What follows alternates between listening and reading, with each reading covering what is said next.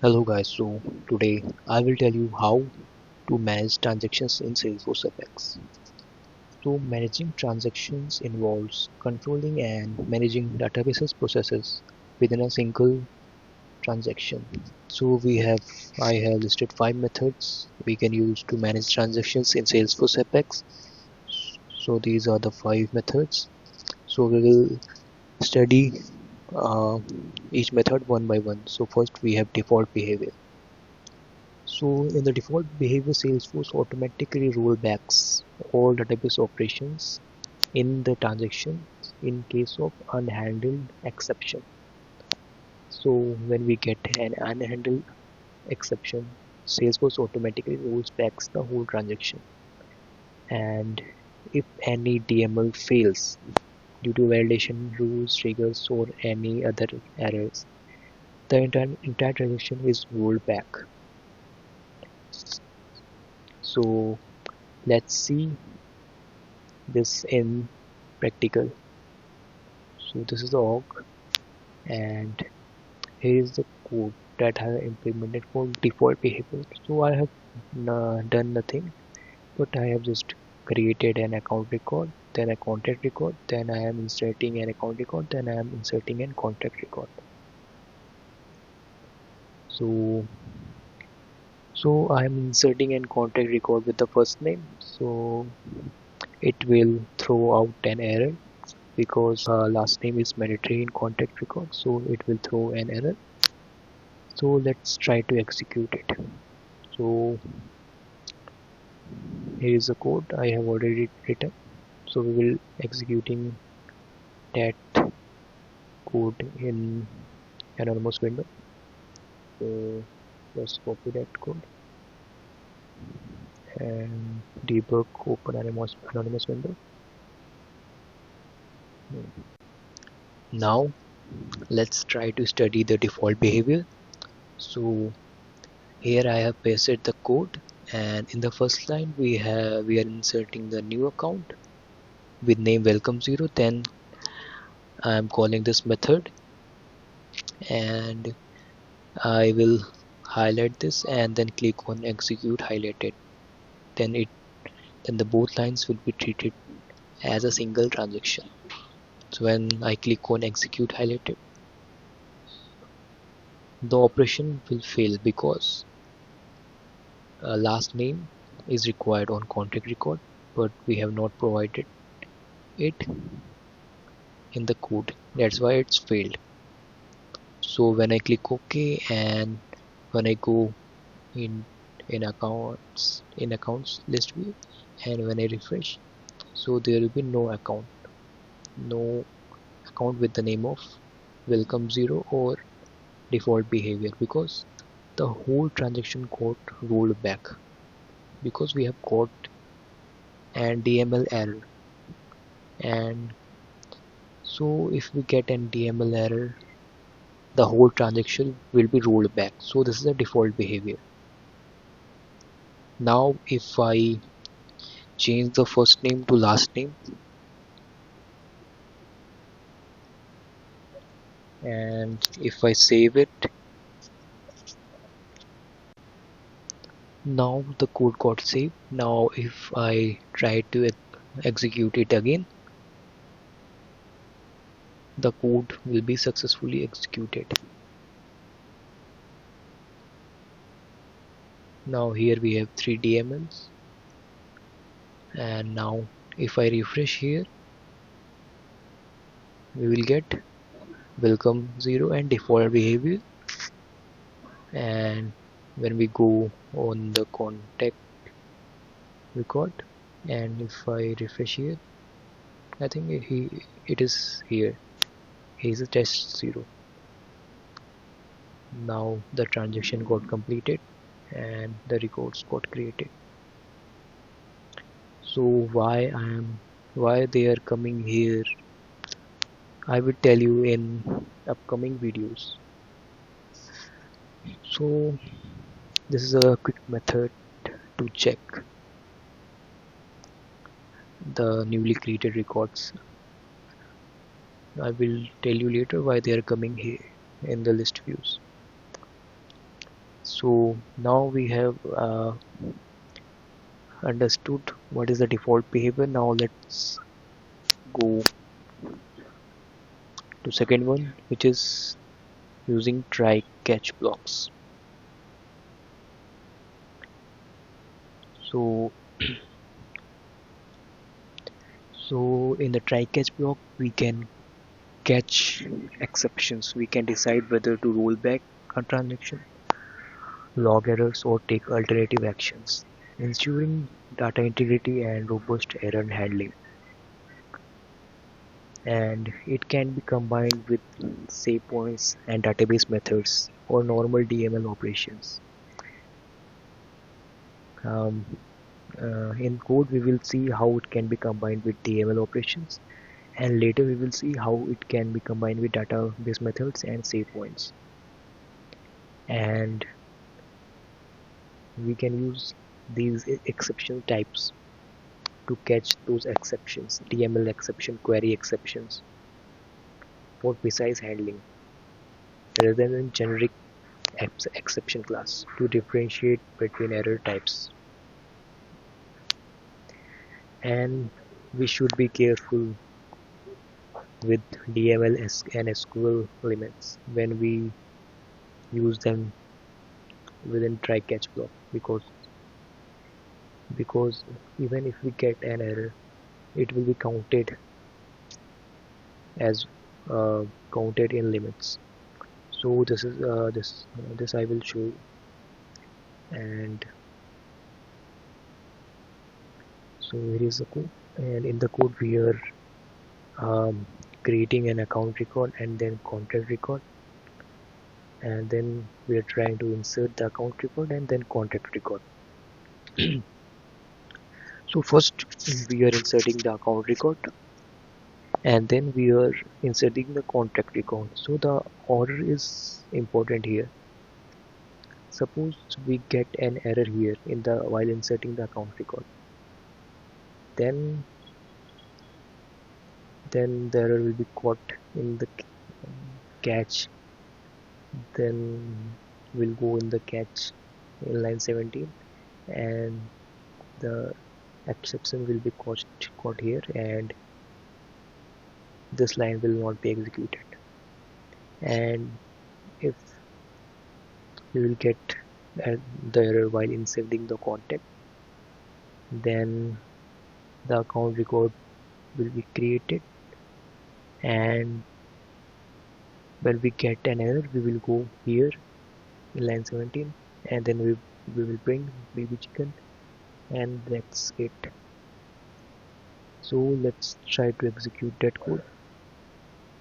So first the account will be created, and then another account will be created, and then while inserting the contact record we will get an error because here I have not taken last name which is required, so that's why it will throw an error.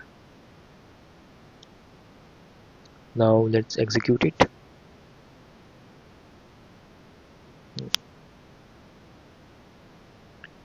So now we see baby chicken is there, and if we go in the UI and refresh this list view, we will get welcome one and try catch blocks. So we are getting that, and we go on contact list view, and when we try to refresh it, we will not get test one. And in the logs we can also see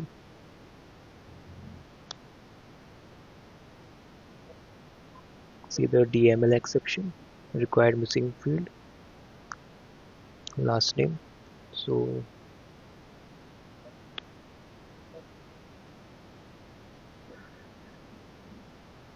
this is what it happens when we use try catch and when we insert the records one by one.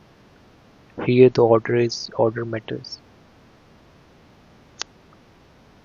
So that's it in the second try catch block. I hope this will be clear to you. Now next we have sObjects, and in third method I will tell you how we can manage transactions in Apex using sObjects. So we can avoid partial success that was in try-catch block. Partial success means that when account got executed and if we get the error in contact record, we will directly go in the catch block and we have account record inserted, but we do not have contact record inserted in the whole transaction. So this is a partial success. So how we can avoid that using sObject, that we will see. And we can perform common DML operations in one go of multiple objects. We have multiple objects, accounts, account. Here I have taken account and contact, and I have performed only one DML operation, and using that I have inserted both of them. So it will also take one. It will consume one limit out of 150. So this is very useful, and we can save uh, our limits. So, and if we get an error while inserting any one of them, account or contact record, the whole transaction will be rolled back. So here I have inserted a new account outside of this method, and then I have called this method, and here we have defined the list of sObjects, and then we have created account record and contact record. Then we have added both the records into the list, and then I have performed the DML operation insert on this list. So let's try to execute it. Now I will click on execute highlighted.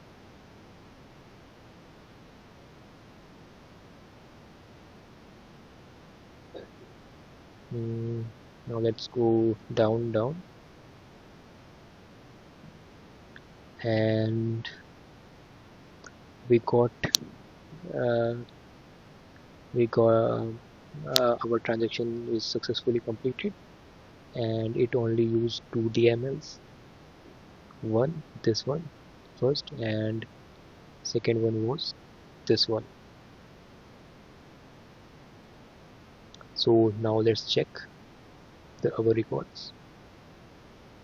So now let's refresh. Now here we see test2,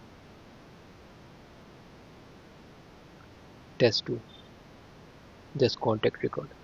And if I go to accounts, and so here we can see using sObjects and welcome to, and then using sObjects. So we got our record successfully created. Now let's change this last name to first name,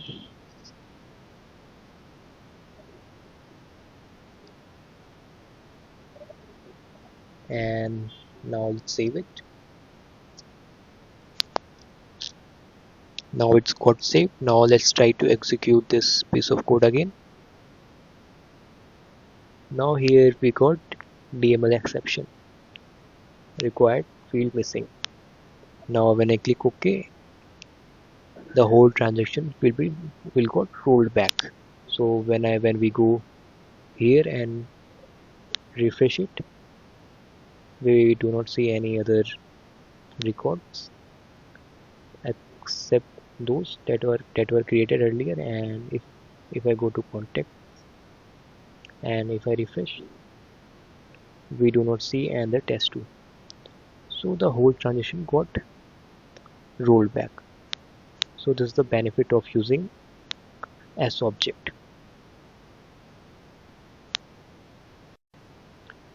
Now let's go to the fourth method. In the fourth method we have we are using database methods with partial success. So we can use database methods like database insert, database update, and database delete. And we can set this setting all or none parameter to false to allow partial success, and partial success, I have already told you what that means. It means that even if some records gets failed to insert, others will uh, get inserted, and if we put all or none as false, then if any one of the record uh, gets any DML error, the whole all the records will not be inserted. And now let's go and see its practical.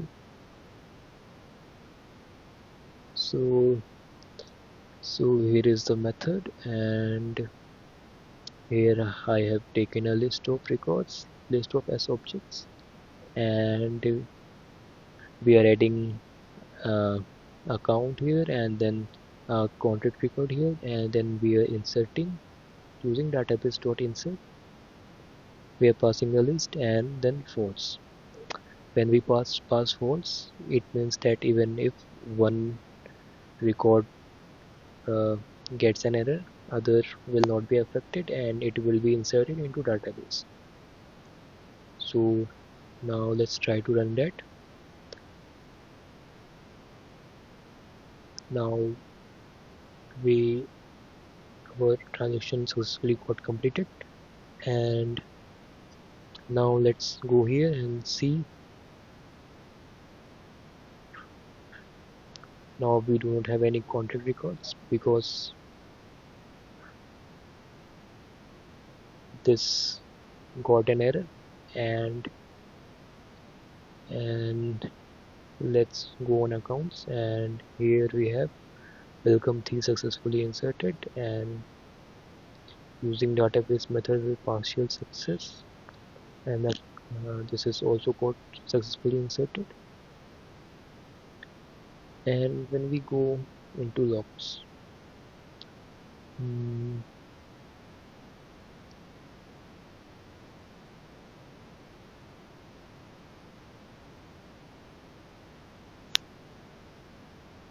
now in the first account record we got success, and in the second contract record we got success false, and we got the error required field missing. So this is working. This is how it works, and if I make it true, and if I save it and execute the code again, and here we got an error, and the records will not be created again. So we do not have any welcome 3 again. So when I go to contacts, and if I refresh here, we do not have any contact test with the name test3. So this is how it works. And if I change this to the last name,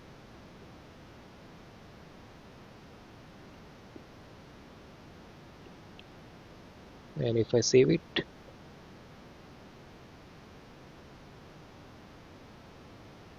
and now if I execute it,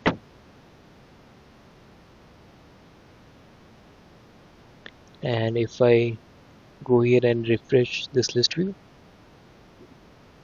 we will get test3. And when I go to account tab, and in the list view we can see that we have another account named welcome 3, and we have this again. So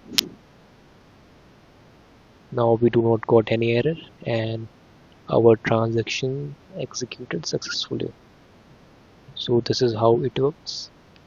And now in the end we have Savepoints and rollbacks.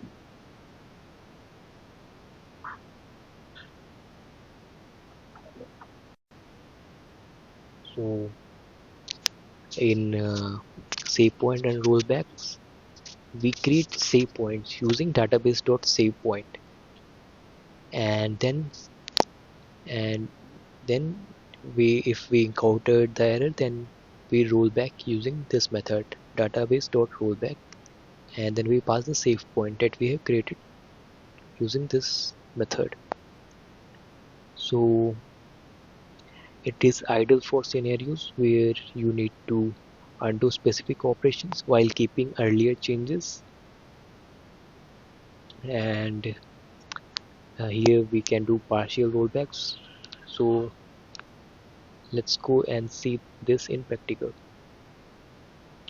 So here is the method, and in the method we are creating an account when named using save points and rollbacks, and then we are creating an contact with the first name, and it will throw an error where we try to insert it.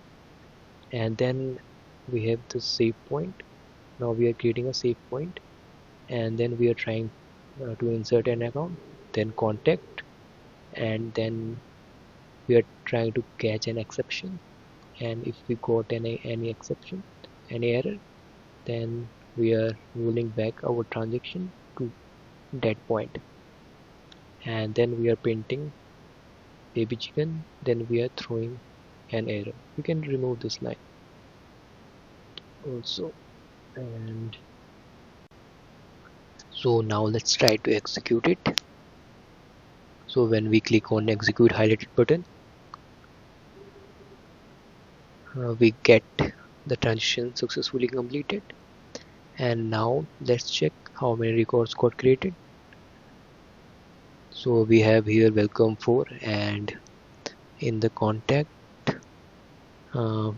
we do not have any. It is because of this. When the contact record failed to insert,